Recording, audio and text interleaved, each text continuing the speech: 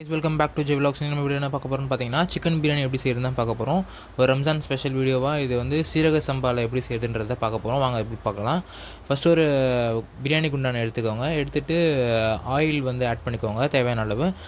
நான் பார்த்தீங்கன்னா ஒரு 250 ml ஆஃப் ஆயில் ஆட் பண்ணியிருக்கேன். அண்ட் அது கூட வந்து ஒரு 2 டேபிள் ஸ்பூன் ஆஃப் நெய் ஆட் பண்ணியிருக்கேன். ஓகேங்களா. அது எல்லாமே நல்லா சூடானதுக்கப்புறமா நம்ம பட்டை கிராம்பு இருக்குல்ல, அது எல்லாத்தையும் ஆட் பண்ணிங்க. அப்போ ஸ்பைசஸ் கொஞ்சம் அதிகமாக ஆட் பண்ணுங்கள், அப்போ தான் பிரியாணிக்கு நல்லாயிருக்கும். ஓகேவா. நான் இப்போது செய்ய போகிற குவான்டிட்டி பார்த்திங்கன்னா ஒரு 1 kgக்கு தான் செய்ய போகிறேன். அண்ட் அதுக்கேற்ற மாதிரி பட்டை கிராம் ஆட் பண்ணிவிட்டு ஆனியன் பார்த்திங்கன்னா 200 இல்லாமல் 400 grams onion, 400 grams onion, 400 gram tomato. Same onion எவ்வளோ எடுக்கணுமோ அதே அளவுக்கு டொமேட்டோ எடுத்துக்கணும். ஓகேங்களா. அடுத்து அது கூட கல் உப்பு கொஞ்சம் ஆட் பண்ணி சீக்கிரம் வதங்கிறதுக்கோசரம் போட்டு நம்ம வதக்க ஸ்டார்ட் பண்ணிட்டோம். நம்ம ஆனியன் பார்த்திங்கன்னா நல்லா கோல்டன் ப்ரௌனாக வதங்கணும். அதுக்குள்ளே நம்ம கறி வந்து மேரினேட் பண்ணிடலாம். சிக்கன் பார்த்திங்கன்னா நான் கட் பண்ணி ரெடி பண்ணி வச்சுட்டேன். இதுக்கு வந்து ஒரு 2 டேபிள் ஸ்பூனில் 1.5 ஸ்பூன் சில்லி பவுடர் ஆட் பண்ணிக்கோங்க. ஏன்னா இது ஜஸ்ட் ஊறுறதுக்காக தான் ரெடி பண்ணுறோம். அண்டு ஒரு கொஞ்சமாக உப்பு and 1 spoon ginger garlic paste add பண்ணிக்கோங்க. அண்ட் தயிர் கொஞ்சம் ஆட் பண்ணிக்கோங்க. தயிர் ஆட் பண்ணிவிட்டு இதை வந்து நல்லா கையாலே பெசரி விடுங்க. ஓகேங்களா. கையாலே பெசரி நல்லா ஒரு 1/2 இல்லை ஒரு 15 மினிட்ஸ் மினிமம் நல்லா ஊறணும். ஓகேங்களா. நம்ம பிரியாணி செய்கிறதுக்கு முன்னாடியே நீங்கள் இதை ரெடி பண்ணி வச்சுக்கோங்க. இல்லை நீங்கள் பிரியாணி செஞ்சதுக்கு அப்புறமா கூட அதாவது வதங்க டைமில் கூட நீங்கள் ரெடி பண்ணி வச்சுக்கோங்க. ஒரு 4 ஏலக்காய் போட்டுக்கோங்க. ஏலக்காய் ரொம்ப முக்கியம் பிரியாணிக்கு. இதை வந்து நல்லா வதக்கிடுங்க. இன்னும் இந்த கோல்டன் ப்ரௌன் ஆகலை. ஓகேங்களா. அதனால் நல்லா வதங்கணும். பிரியாணிக்கு வெங்காயம் வந்து ரொம்ப நல்லா வதங்கினா தான் நல்லாயிருக்கும். நீங்களே பாருங்கள், இப்போ வந்து இந்த கோல்டன் ப்ரௌன் ஆகிருக்கு. இன்னும் கொஞ்சம் கோல்டன் ப்ரௌன் ஆகணும். நான் காட்டுறேன் பாருங்கள். அதுக்கப்புறம் இதோ இந்த ஸ்டேஜ் வந்ததுக்கு அப்புறமா என்ன பண்ணுங்கள், நீங்கள் புதினா கொத்தமல்லி இருக்குல்ல, அதை ஆட் பண்ண ஆரம்பிச்சுக்கோங்க. ஒரு அரைக்கட்டு புதினா, அரைக்கட்டு கொத்தமல்லியை ஆட் பண்ணிக்கோங்க. ஆட் பண்ணிவிட்டு அதையும் நல்லா வதக்கிடுங்க. அந்த ரா ஸ்மெல் போகிற அளவுக்கு நல்லா வதக்கணும். ஓகேங்களா. அதை நல்லா வதக்குங்க. அந்த ரா ஸ்மெல் போட்டோம். அடுத்ததாக பார்த்திங்கன்னா இதுக்கு வந்து நம்ம பச்சை மிளகா வந்து 4 பச்சை மிளகா நம்ம எடுத்துருக்கோம். காரத்துக்கு ஏற்ற மாதிரி நீங்கள் ஆட் பண்ணிக்கோங்க. நான் வந்து 4 பச்சை மிளகா எடுத்துருக்கேன். 1 கிலோ பிரியாணிக்கு 4 பச்சை மிளகா கரெக்டாக இருக்கும். நம்ம காரத்தூள் வேறு ஆட் பண்ணுறோம், அதனால் காரத்துக்கு நீங்கள் ஏற்ற மாதிரி ஆட் பண்ணிக்கோங்க. அடுத்து பார்த்திங்கன்னா ஒரு 3 ஸ்பூன் ஜிஞ்சர் கார்லிக் பேஸ்ட் நான் ஆட் பண்ணுறேன். ஓகேங்களா. ஜிஞ்சர் கார்லிக் பேஸ்ட் நம்ம அதிலே ஒரு 1 ஸ்பூன் ஆட் பண்ணியிருக்கோம். இதில் ஒரு 3 ஸ்பூன் ஆட் பண்ணியிருக்கோம். Total 4 spoon ginger garlic paste. இதையும் போட்டு நல்லா வதக்குங்க. அந்த ரா ஸ்மெல் போகணும். ஜிஞ்சர் கார்லிக் பேஸ்ட்டோட ரா ஸ்மெல் நல்லா போகணும்.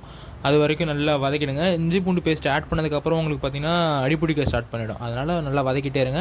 அதுக்கடுத்து நான் சொன்ன மாரி தக்காளி, வெங்காயம் எவ்வளோ எடுத்தோமோ 400 கிராம், அதே அளவுக்கு தக்காளியும் ஒரு 400 கிராம் எடுத்து நல்லா வதக்க ஸ்டார்ட் பண்ணிடணும். அடி பிடிக்குதுன்னு கவலைப்படாதீங்க. தக்காளி ஆட் பண்ணோடனே உங்களுக்கு தக்காளிலேருந்து தண்ணி விடும். ஸோ அதனால் அடி பிடிக்காது. நம்ம வதங்க ஸ்டார்ட் ஆகிடும் ஈஸியாக. நீங்கள் வந்து தக்காளியும் நல்லா வதக்க ஆரம்பிச்சிருங்க. ஓகேங்களா. பண்ணிவிட்டு நீங்கள் வந்து தட்டு போட்டு மூடி அதை நல்லா வதங்க விட்டுருங்க. அது நல்லா வதங்கட்டும். ஓகேங்களா. நல்லா வதங்கினதுக்கு அப்புறமா தான் நம்ம சிக்கனை ஆட் பண்ணணும். ஓகேங்களா. இப்போ நல்லா வதங்கிட்டுருக்கு. இந்த ஸ்டேஜில் பாருங்கள் அடி பிடிக்க ஆரம்பிச்சிச்சு. நம்ம இஞ்சி பூண்டு பேஸ்ட் ஆட் பண்ணதுனால அவ்வளோ இதுவாக அடி பிடிக்காது. நம்ம தக்காளி ஆட் பண்ணியிருக்கிறதுனால.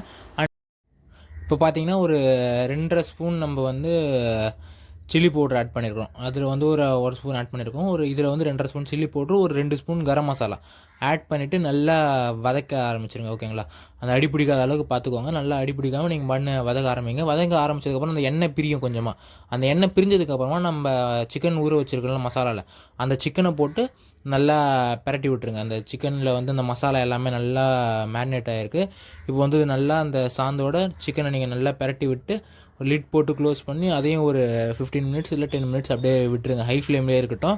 அண்ட் நடுவில் என்ன பண்ணுங்கள், திறந்து ஒரு 2 மினிட்ஸ் ஒன்ஸ் குக் பண்ணிகிட்டே இருங்க. ஓகேங்களா. ஏன்னா அடி பிடிச்சிரும் இல்லைனா. அதனால் அந்தமாரி குக் பண்ணிவிடுங்க. இப்போ பார்த்திங்கன்னா நல்லா வெந்துருச்சு.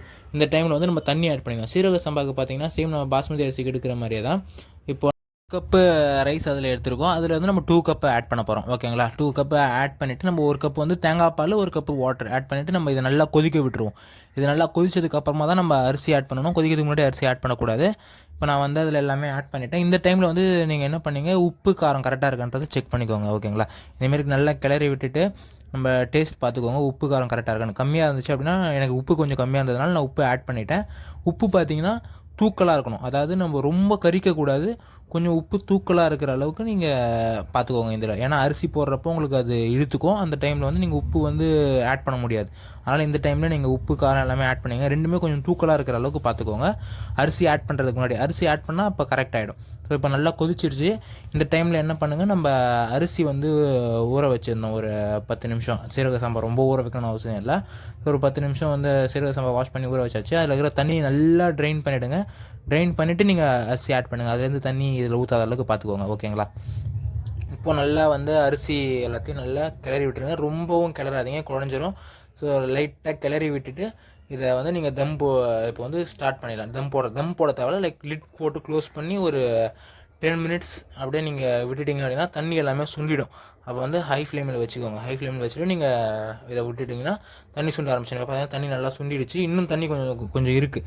அதனால் நடுவில் கொஞ்சம் ஒரு தடவை பெரட்டி விட்டுட்டு நீங்கள் வந்து அந்த மசாலா நல்லா அப்போ தான் ஃபுல்லாக பிரியாணியில் மேரினேட் ஆகும். இப்போ வந்து தண்ணி இருக்கா, இந்த தண்ணி வந்து நல்லா சுண்டினதுக்கு அப்புறமா, இப்போ சுண்டிடுச்சு, சுண்டினதுக்கு அப்புறமா திரும்ப நீங்கள் லிட் போட்டு க்ளோஸ் பண்ணி மேலே ஒரு பானையை எடுத்து வச்சுக்கோங்க. வெயிட்டுக்கு பானையோ இல்லை கல் எதாக இருந்தாலும் நீங்கள் அதை எடுத்து வச்சுட்டு அடுப்பை வந்து லோ ஃப்ளேம் பண்ணிவிட்டு தம் பண்ணுங்கள். ஒரு 15 மினிட்ஸ்லேருந்து 20 மினிட்ஸ் வரைக்கும் தம் பண்ணுங்கள்.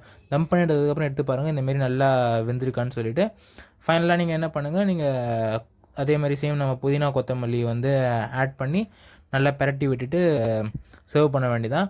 நீங்கள் வந்து சர்வ் பண்ண வரைக்கும் சூடு ஆறாமல் இருக்கணுன்றதுனால திரும்ப லிட் போட்டு க்ளோஸ் பண்ணி தம் போட்டு வச்சுருங்க. ஓகேங்களா? இந்த ரம்ஜானுக்கு இந்த பிரியாணி ட்ரை பண்ணி பார்த்துட்டு எப்படி இருக்குன்றதை கமெண்ட்டில் சொல்லுங்கள். நாளைக்கு இன்னொரு பார்க்கலாம். Until then bye bye by.